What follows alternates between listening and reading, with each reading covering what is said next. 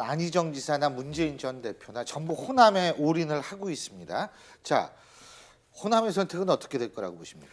호남이 말이죠. 그 원래 이제 전략적 투표 행위로 제일 유명한 곳 아닙니까? 그런데 반문 정서는 일정 부분 남아 있다. 그런데 정권 교체에 대한 열망이 워낙 크다 보니까 문재인 대세론에 일정 정도 기여한 게 호남인데 이제 안희정이라고 하는 다크호스가 나타났기 때문에 문재인 말고도 다른 선택이 있다라는 지금 이런 상황이 지금 돼버린 거예요. 그런데 이제 문재인 대표가 그러니까 저 이제 전북에 가서 말이에요. 뭐 저 이제 그 전북을 금융 중심지로 만들겠다고 그랬잖아요. 근데 옛날에요. 벌써 10년 전에 서울의 여의도를 금융 허브로 만들겠다는데 그것도 안 됐어요. 그러니까 저는 뭐 이제 하도 급하니까 이제 이런저런 이제 그 민심을 이제 저 잡기 위한 여러 가지 경쟁이 좀 있는데 오히려 문재인 대표가 말이죠. 이 안희정 지사가 언급한 그 대북 송금 특검 있잖아요. 거기에 대해서 이걸 어떻게 돌파할 것인가.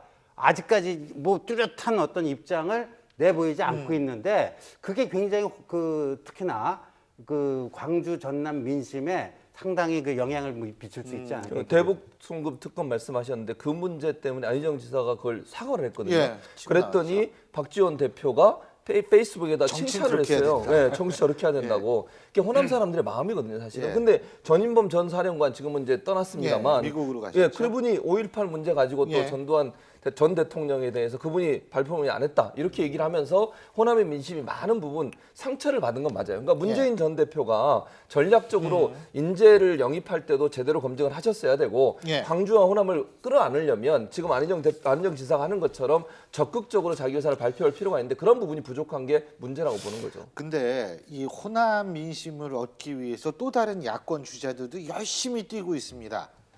한번 목소리 듣고 거기에 대해서 얘기 나눠보죠.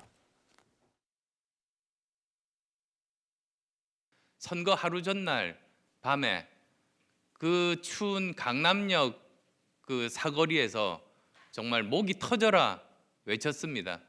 양보한 그것 하나만으로도 사실은 고맙다고 해야 되는 것이 인간으로 기본적인 도리 아닙니까? 그런데 양보뿐만 아니라 도와줬는데 도와줬음에도 불구하고 고맙다는 말은커녕 졌다고 하는 건 그건 인간으로서 도리가 아닙니다. 약간 더 심하게 말씀드리겠습니다. 동물도 고마움을 압니다. 그런 말 하는 건 짐승만도 못하는 겁니다. 제가 다 떨리네요. 발언 수위가 이게 굉장히 높은데 예.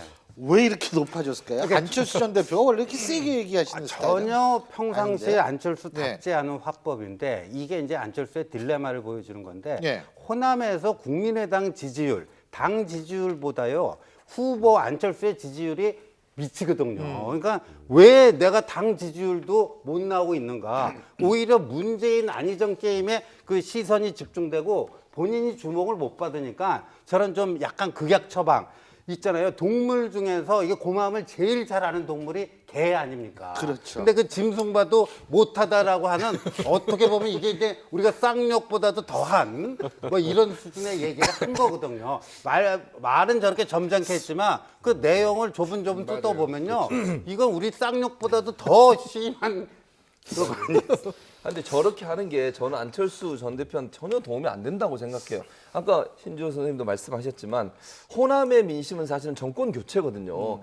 누가 되든 힘을 합쳐서 어쨌든 정권 교체를 하는 것이 호남의 민심인데 서로가 물었던데 어느 정도 우리가 생각하는 한도를 넘어서는 것이기 때문에 예. 저게 안철수 전 대표는 도리어 부정적인 영향을 미칠 가능성이 있죠. 근데 손학규 전 대표, 그러니까 손학규 그 국민주권개혁회 이게 이름이 좀 길어가지고 입에 안 붙어가지고 손학규 의장은 또 안희정 지사를 강하게 비판을 하고 나오는 모양이에요. 그 이유는 뭐라고 보세요? 아니 근데 안희정 지사하고 약간 그 감정이 좀 섞인 게 그때 정계 은퇴 그때 손학규 의장이요 정계 복귀하고 뭐 예, 민주당 예, 예, 탈당 복귀와 동시에 예. 민주당 탈당하고 뭐 국민의당하고 어떻게 뭐 또 제3지대 이게 얘기 나오니까 그 나이 잡수셔갖고 그렇게 저기 하지 말고 떠나시라. 이 얘기를 한 게 그게 있잖아요. 다 남아요. 남으니까 또 아니 정치도 사람이 하는 건데 그럼요. 그러면 사람이 하는 건데. 그거 뭐 섭섭한 거 없겠어요. 네, 그렇겠죠. 근데 한 가지 이 북한이 이 국민의당을 이 반민족적 망동이다. 우리 민족끼리가 이제 그랬어요. 그랬죠. 예? 네. 예? 이게 그러니까 아마 안철수 전 대표가 그 개성공단 재가동은 당장은 어렵다. 사드 배치는 국가 간 협약으로 다음 정부에서 뒤집을 수 없다. 아마 이렇게 얘기를 해서 그런 그렇죠. 거 같죠. 그걸 이제 문제를 삼는 건데 예. 뭐 사실 안철수 전 대표 입장에서 그렇게 얘기하는 게 본인이 이 대선 전국에서 더 많은 지지도를 끌어낼 수 있는 유일한 방법이라고 예. 봐요. 지금 만약에 문재인 전 대표처럼 그렇게 완전히 좌클릭해서 가면 지금 있는 지지도도 빠질 수밖에 없어요. 지금 상황에서 안철수 전 대표가 선택할 수 있는 방법은 중도나 아니면 보수적 성향을 갖고 있는 사람한테 외연을 확장하는 것이 본인이 살 길이라고 생각하기 때문에 그런 레토릭을 쓴 건데 북한 입장에서는 이제 본인들한테 어쨌든 부정적인 얘기니까 공격을 하는 거죠. 근데 그게 어찌 보면요. 보수 측에서는 북한의 욕을 먹는 안철수 전 대표를 더 좋아할 수도 있어요. 예. 사실은 보수층 입장에서는 북한 욕하는 사람이 예. 오히려 더 지지를 할 수 있는 대상이 될 수 있는 거 아니겠습니까? 알겠습니다. 이건 전형적으로 안희정 벤치마킹 아닌가요? 예. 안희정 지사가 많이 지지율이 계속 오르는데 안철수 사실 전 대표가 이 안희정 지사 때문에 그냥 지지율 답보 상태에 빠져 있으니 저쪽에서 어쨌건 문재인 알겠습니다. 대표가 올라오면 안희정 지사의 지지율을 이쪽으로 흡수해서 1대1로부터 해볼 만하다. 이런 계산이 아닌가 싶네요.